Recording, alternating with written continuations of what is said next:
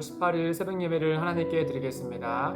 오늘 우리에게 주신 하나님의 말씀 민수기 31장 1절에서 24절의 말씀입니다. 봉독은 1절에서 8절까지만 읽도록 하겠습니다. 여호와께서 모세에게 말씀하여 이르시되 이스라엘 자손의 원수를 미디안에게 갚으라. 그 후에 내가 내 조상에게로 돌아가리라. 모세가 백성에게 말하 이르되 너와 함께 있는 사람들 가운데서 전쟁에 나갈 사람들을 무장시키고 미디안을 치러 보내어 여호와의 원수를 갚되 이스라엘 모든 지파에게 각 지파에서 1000명씩을 전쟁에 보낼지니라 하매 각 지파에서 1000명씩 이스라엘 100만 명 중에서 12000명을 택하여 무장을 시킨지라. 모세가 각 지파에 1000명씩 싸움에 보내되 제사장 엘르아살의 아들 비느하스에게 성소의 기구와 신호 나팔을 들려서 그들과 함께 전쟁에 보내매 그들이 여호와께서 모세에게 명령하신 대로 미디안을 쳐서 남자를 다 죽였고 그 죽인 자 외에 미디안의 5 왕을 죽였으니 미디안의 왕들은 에위와 레겜과 수루와 후루와 레바이며 또 부올의 아들 발람을 칼로 죽였더라. 아멘. 구약 성경에 보면 여러 전쟁들이 나오곤 합니다. 그 가운데 하나님께서 그 일에 어떻게 관여하시고 또 행하시는지를 또 같이 보여주죠. 하나님은 어떤 특정한 나라를 택하셔서 그로 하여금 다른 나라를 그 죄에 대해서 심판을 하시곤 합니다. 하나님의 그 심판의 도구로 사용되어질 나라 가운데 이스라엘도 있지만 그 외에 또 이방 나라를 또 하나님의 심판의 도구로 사용하여서 다른 나라를 이렇게 심판하는 경우들도 우리가 보게 되죠. 이스라엘이 다른 나라를 향하여서 심판하기도 하고 또 다른 나라를 통하여서 이스라엘이 심판을 받기도 합니다. 또 이스라엘을 제외한 다른 나라들 간의 이런 심판도 있곤 하죠. 어쨌든 간에 이 모든 것 가운데 우리에게 알려주는 것은 바로 무엇이냐? 하나님께서 이스라엘뿐만 아니라 온 열방을 통치하신다라는 사실을 우리에게 알려주고 있죠. 오늘 민수기 31장 말씀에도 보면 하나님께서 이스라엘을 들어서 미디안 족속을 심판하시는 그 이야기를 우리에게 말씀하고 있습니다. 이 갑작스레 미디안을 하나님의 원수로 여겨서 이 전쟁을 일으킨 것에 대해서 조금 당황스럽기도 하지만 실은 이 31장 말씀은 민수기 25장의 말씀과 연결되어 있는 말씀입니다. 민수기 25장에 보면은 발람이 이 이스라엘 백성들을 위해서 이제 그 하나의 꾀를 내어서 미디안 여성들로 하여금 유혹하게 하고 결국에 이스라엘 백성들로 하여금 우상을 숭배하게 하여서 하나님의 큰 진노를 당하지 않습니까? 그 이후에 하나님께서 이 미디안 족속을 대적하여서 치라라고 말씀합니다. 민수기 25장 16절에서 18절의 말씀에 보시면은 여호와께서 모세에게 말씀하여 이르시되 미디안인들을 대적하여 그들을 치라. 이는 그들이 속임수로 너희를 대적하되 부올의 일과 미디안 지휘관의 딸 곧 부올의 일로 연병이 일어난 날에 죽임을 당한 그들의 자매 고스비의 사건으로 너희를 유혹하였음이니라 라고 말씀하고 있습니다. 결국 이 부올의 아들 발람이 꾀를 낸 것은 그 한 개인뿐만 아니라 그 배후에는 미디안 족속들도 같이 있었다라는 사실을 하나님께서 아시고 그들에게 심판을 내리신다라고 말씀하고 있는 것이죠.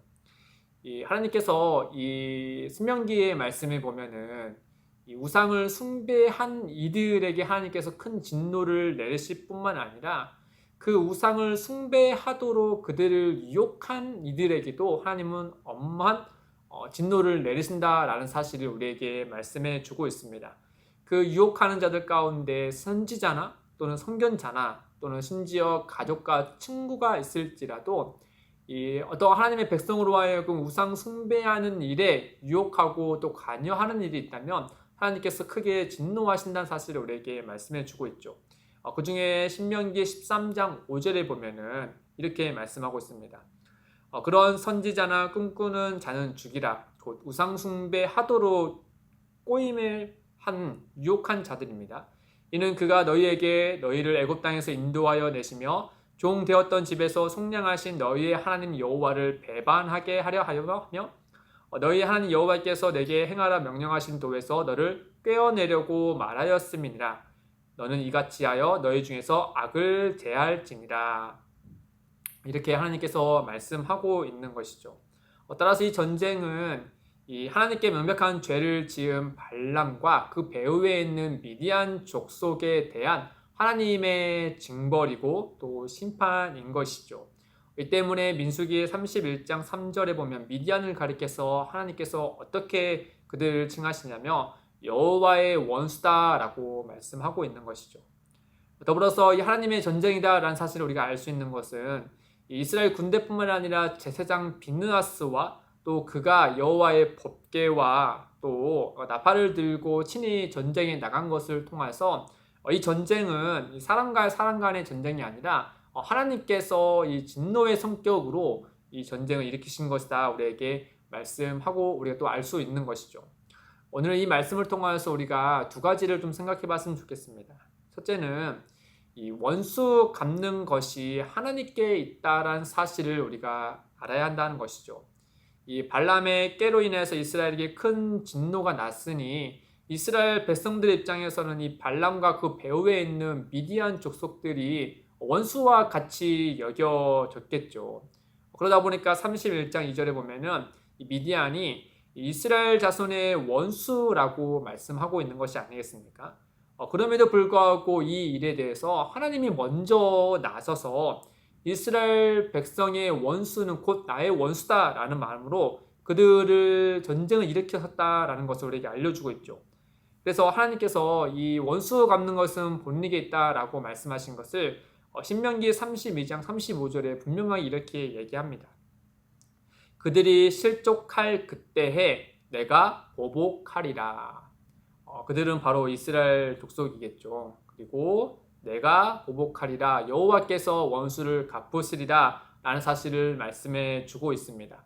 이스라엘에게 원수였던 그들을 하나님께서 친히 갚아주신다 라는 점 우리에게 말씀하고 있는 것이죠.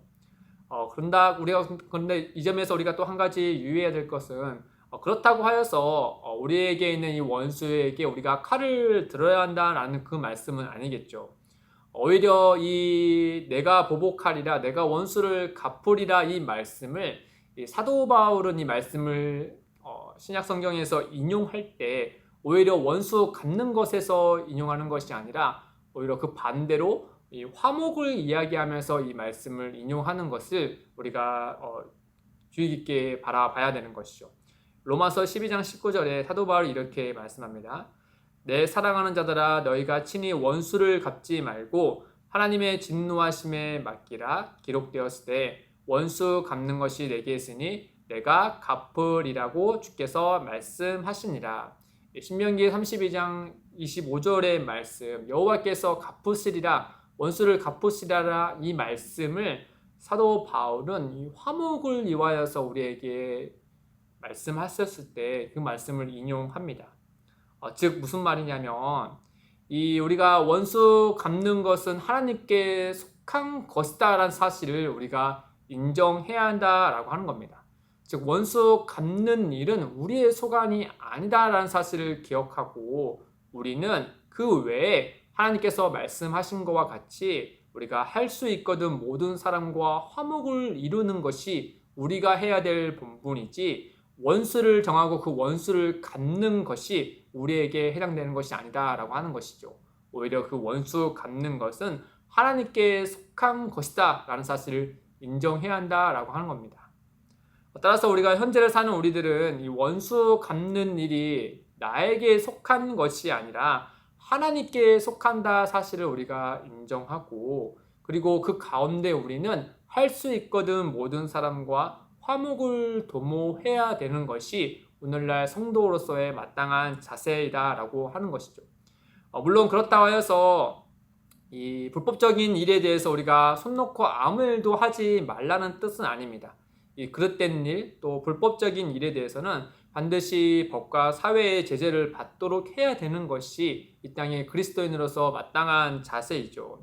다만 우리가 성도인 우리 자신을 생각했을 때 이 하나님께로부터 용납 받음을 그리고 그 사랑을 우리가 알고 있지 않습니까?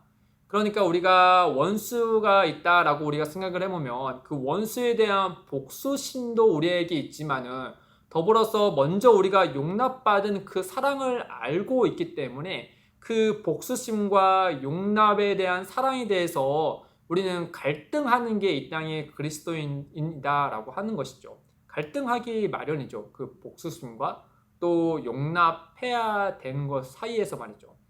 그럴 때 하나님은 우리에게 이 원수 갚는 것은 내게 있다라는 말씀을 통하여서 우리에게 피할 길을 열어주신 겁니다.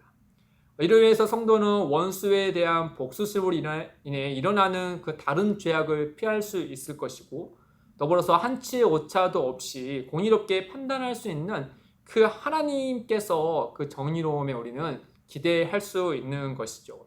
한 예를 들어서 이 사울의 옷자락만 벤 다윗을 우리가 생각할 수 있는 것이죠. 다윗에게는 사울이 원수 아닙니까? 그러나 그 원수 갚는 일을 다윗이 스스로 하지 않았습니다. 그 원수 갚는 것은 하나님께 있는 것이다 라고 그는 인정하였고, 그는 그 사울에게 맡겨진 그 왕에 대해서 다윗은 끝까지 충성을 해요 다른 죄악을 짓지 않았다라고 하는 것이죠. 사랑하는 성도 여러분, 우리 하나님은 우리가 곤란한 상황과 그릇된 감정에 사로잡혀 있을 때 항상 피할 길을 열어주시는 분이십니다. 복음이 그와 같은 것이죠. 그러하게 그릇된 생각과 또 감정과 행동에 파묻혀서 우리가 괴로운 시간을 보내기보다 오히려 그 모든 일에 있어서 하나님께 판단을 맡기고, 우리는 그 가운데 하나님이 우리에게 성도로서 마땅한 길을 우리가 발견하고 또 그 가운데 하나님께 충성하는 은혜가 있어야 되겠죠. 그와 같은 하루가 되시기를, 또 그 말씀을 따라서 오늘날에 우리에게 주어지는 그 관계들 속에서 하나님이 우리에게 주시고자 하는 마음대로 또 그 뜻을 따르기를 주님의 이름으로 축복드립니다. 함께 기도하겠습니다. 공의로우신 하나님 아버지, 원수 갚는 일은 하나님께 속한 것이다 라고 말씀하셨습니다. 오히려 우리 가운데 마음속에 자꾸만 생각나서 우리를 괴롭게 하는 일들이 있다면 주님, 우리로 하여금 하나님께 그 모든 일을 내어 맡길 수 있는 믿음을 더하여 주옵소서. 그래야 해서 주님 안에서 자유하게 하시고 또한 주님의 선한 손길을 기대할 수 있는 우리 모두가 되게 하여 주옵소서. 감사하며 예수님의 이름으로 기도드립니다. 아멘. 오늘도 두 가지의 기도 제목을 두고 기도하겠습니다. 첫째, 내 안에 피어난 불편한 감정의 작은 것이라도 하나님 안에서 지혜롭게 해결할 수 있게 하옵소서. 둘째, 기쁨이 되는 교회가 세상의 그릇된 일에 진리의 빛을 비추게 하시고 그리스도의 사랑으로 용납하고 품게 하옵소서. 이를 위해 함께 기도하며 나아가겠습니다.